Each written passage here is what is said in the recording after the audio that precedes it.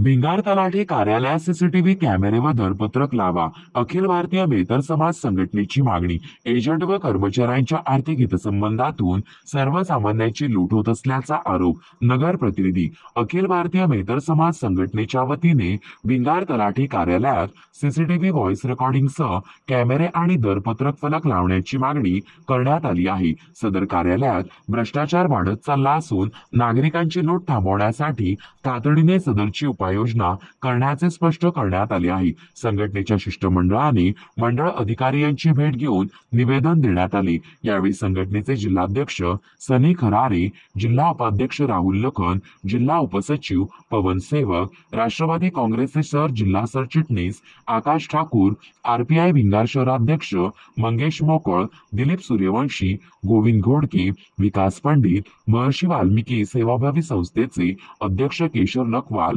उपाध्यक्ष कविता नकवाल, सपना उमेश उदासी, हेमा उदासी, भावना बैद, मंजू बैद, अनिता कुडिया, पूजा चंदेले, पूजा नकवाल, करिश्मा संगेलिया, पूनम सेवक, सुनीता बैद, रीना सारवान आदींसह नागरिक उपस्थित होते.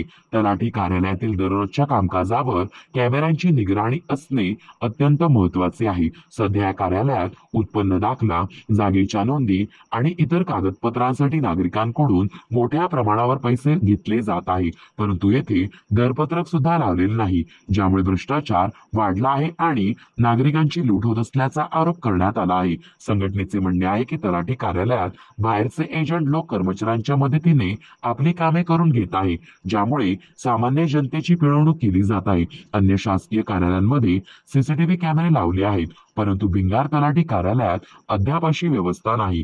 संघटनेने प्रशासनाला निवेदन देत सीसीटीव्ही तसेच व्हॉइस रेकॉर्डिंगसह कॅमेरे आणि दरपत्रक फलक लवकरात लवकर लावण्याची मागणी करण्यात आली आहे. अन्यथा तीव्र आंदोलन करण्याचा इशारा देण्यात आला आहे.